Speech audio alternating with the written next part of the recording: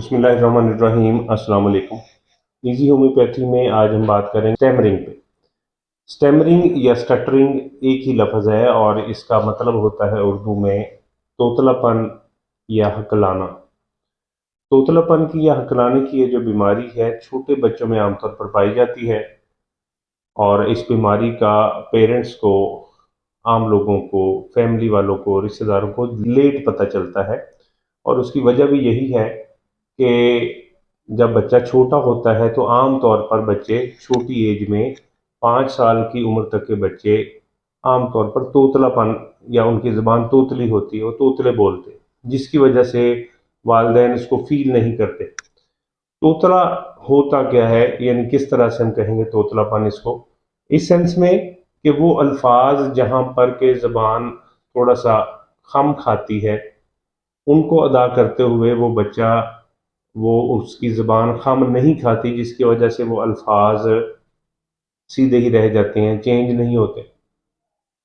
जैसे रे को वो लाम बोलते हैं और इसी तरह से दाल को जीम भी बोल जाते हैं। ठीक है, जहाँ पर रे रे भी उनसे नहीं परफॉर्म होती सही तरह से, उसको भी वो कुछ और कह जाते हैं। तो ये इस तरह के ये जो अल्फाज बच्चे अदा करते हैं, हम शुरू शुरू में तो हमें अच्छे लगते हैं, हम कहते हैं बड़ा बच्चा मासूम लगता है, प्यारा लगता है, लेकिन जैसे ही बच्चा 5 साल की एज को क्रॉस करता है, ये चीज़ पेरेंट्स के लिए, वालिदैन के लिए परेशानी का बायस बनती जाती है।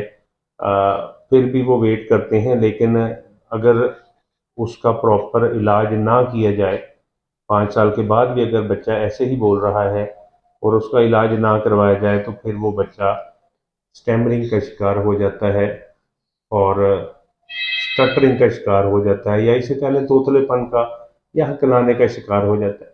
अब ये तोतलापन तो मैंने आपको बता दिया। हकलाना क्या होता है? हकलाना ये होता है कि बच्चा किसी एक वर्ड पे अटक जाता है, किसी एक वर्ड पे अटक जाता है और जोर लगा के उसको परफॉर्म करने की कोशिश करता है। मसलन वो, अगर उसने कोई लफ्ज़ बोलना है कि वो जा रहा है, तो वो करेगा, वो जा जा जा इस तरह से करेगा, यानी वो जीम पे अब वो अटक गया है, तो उसको जोर लगा के वहां से निकलेगा तो उसको अदा करेगा।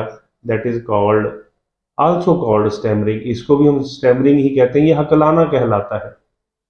और तीसरी कैटेगरी इसमें जो आ जाती है वो ये कि बच्चे अल्फाज को लेट अदा करते हैं, पॉज ज़्यादा दे देते हैं। जैसे उसने बताना है कि वो शॉप पे या वो दुकान पे जा रहा है, तो बच्चा बोलेगा कि वो, और काफ़ी पॉज लेके कहेगा दुकान, फिर पॉज लेके कहेगा पर जाना है, ऐसे कहेगा। तो ये सारी कैटेगरी, सारी किस्में स्टैमरिंग स्टटरिंग के ज़ुमरे में आती हैं। स्टैमरिंग स्टटरिंग जो है, इसकी चंद एक वजूहात हैं। पहली, सबसे पहली, सबसे कॉमन, सबसे अहम, जेनेटिक। जेनेटिकली अगर किसी बच्चे के पेरेंट्स के साथ ये इशू हुआ हो कि जब वो बच्चे थे, वो छोटे थे और उनके साथ ऐसे हुआ हो कि वो स्टैमरिंग का शिकार हुए हों, तब ज़्यादातर चांसेस, 80% चांसेस हैं कि ये बच्चा जो है ये उसी वजह से स्टैमरिंग का शिकार हुआ है। उसके बाद जो दूसरी वजह इसमें आती है, और इस पे भी बहुत सारे लोग एग्री हैं, वो ये है कि बच्चे के ऊपर अगर ज़हनी तौर पर ज़्यादा दबाव हो, बच्चा परेशानी का शिकार रहता हो घर में, मिसाल के तौर पर घर में लड़ाई झगड़े का माहौल हो, वालिदैन अक्सर आपस में लड़ते झगड़ते रहते हों, कोई ऊंची आवाज़ से दूसरे से बात कर रहा है, तो ये चीज़ें जब आप बहुत ऊंची आवाज़ में, लाउड साउंड के अंदर बात करेंगे, एक दूसरे के साथ बात करेंगे, तो बच्चे इससे घबरा जाते हैं, बच्चे टेंशन का शिकार, परेशानी का शिकार हो जाते हैं। मासूम सा जहन होता है, सोचते रहते हैं पता नहीं क्या हो गया, क्या मसला हो गया, पापा नाराज हैं या पापा गुस्से में हैं। तो ये मेंटल प्रेशर उनके ऊपर जब पड़ता है, ये मेंटल प्रेशर, ये स्ट्रेस वो उनका छोटा सा माइंड बर्दाश्त नहीं कर पाता, जिसकी वजह से वो इस मसले का शिकार हो जाते हैं। तो ये कुछ वजूहात हैं। और इसके अलावा कुछ ये जो प्रोसीजर है वो भी आपके सामने रख देता हूँ। जब आप बोलते हैं, मैं बोल रहा हूँ, आप सुन रहे हैं, आपके कानों के अंदर ये आवाज़ जा रही है और यहाँ से ट्रैवल करती हुई आपके माइंड में जाएगी। माइंड इसको समझ के आपके ज़ुबान की मतलूबा नर्व को मैसेज भेज रहा है और वो बोलती है, वो समझती है आगे जो आपने रिस्पॉन्ड करना, लाइक मी, मैं जैसे बोल रहा हूँ आपके सामने। तो ये इसी तरह से ये सारा प्रोसीजर होता है। तो सम टाइम होता है कुछ बच्चों का कि ये जो ज़बान होती है इसके नीचे वाली जो जगह, नीचे ज़बान बिल्कुल एंड से जाके थोड़ी सी ये चिपकी होती है नीचे वाले हिस्से के साथ, जबड़े के निचले हिस्से के साथ। तो आम तौर पर ये कुछ बच्चों का ये जो चिपकने वाला वो हिस्सा है वो बड़ा होता है, वो ज़्यादा आगे तक आया होता है, जिसकी वजह से वो ज़ुबान ज़्यादा ऊपर तक उठा नहीं पाते, अल्फाज उनसे सही नहीं अदा होते।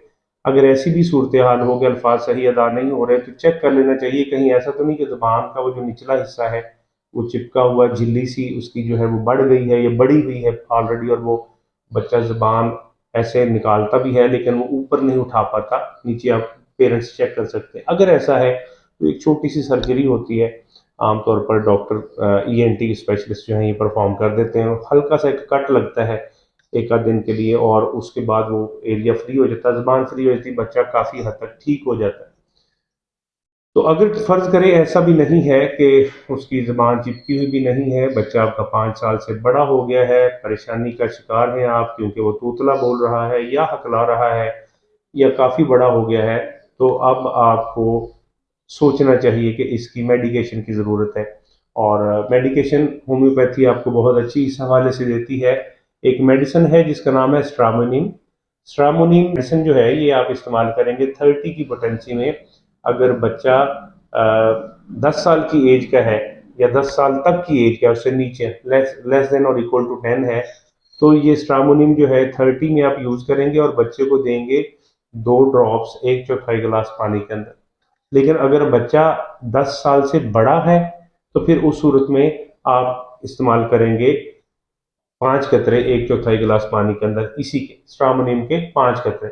और मजे की बात यह है कि स्ट्रामोनिम ऐसी स्ट्रॉन्ग मेडिसिन है जो दोनों कामों के लिए, तोतलेपन के लिए भी इस्तेमाल होती है और हकलाहट के लिए भी इस्तेमाल होती है। तो स्ट्रामोनिम जो है इसको आप इस्तेमाल करेंगे। इसके साथ एक और मेडिसिन अगर आप लेना चाहें जो इसी काम के लिए है वो है हायोसामिस। हायोसामिस हायोसामिस जो है इसको भी आप 30 की पोटेंसी में ही इस्तेमाल कर सकते हैं। मॉर्निंग में आप अगर यूज़ कर रहे हैं स्ट्रामोनिम तो इवनिंग के अंदर आप हायोसामिस जो है इसको इस्तेमाल करें, सेम पोटेंसी में सेम साइज के अंदर, लेकिन ये कि कुछ अर्सा आपको इस्तेमाल करना पड़ेगी। एक चीज़ आपको बड़ी अहम इस हवाले से बताता चलूँ और वो ये है कि अगर ऐसा होता है कि आपके मसाइल डीप रूटेड डीप सीटेड नहीं है तो फिर ये जो मैं मेडिसिन आपको बताता हूँ इससे आसानी हल हो सकते हैं। मिसाल के तौर पर अगर बच्चे का मसला आपको जल्द ही पता लग गया है 5 साल के बाद, तो 1-2 माह में ही आपको पता चल गया, तो इन दवाइयों से वो कुछ अर्सा इस्तेमाल करें, 2-4 माह 5 माह इस्तेमाल करें, वो ठीक हो सकता है। लेकिन अगर ऐसा है कि ये मसला डीप सीटेड हो गया, डीप रूटेड हो गया, काफ़ी देर होगी, बच्चा नौजवान हो गया, 20 साल का हो गया, तब आप उसकी तरफ जा रहे हैं, तो ये यहाँ पर फिर अब आपको ये सोचना चाहिए कि इसको अब इलाज की ज़रूरत है। वहाँ पर उसका इलाज होता है, ट्रीटमेंट होती है, बाकायदा केस टेकिंग होती है, उसकी हिस्ट्री देखी जाती है। जब मसले पुराने हो जाते हैं वो इलाज मांगते हैं और बेहतर है किसी अच्छे होम्योपैथ डॉक्टर को आप दिखाएं, उससे बातचीत करें, डिस्कशन करें, ताकि आपके बच्चे का मसला जो है वो आसानी से हल हो सके। अगली बार किसी नई वीडियो के साथ, कुछ नए मसाइल के साथ आपकी खिदमत में हाजिर होऊंगा। तब तक के लिए इजाज़त दीजिए। अल्लाह हाफिज़।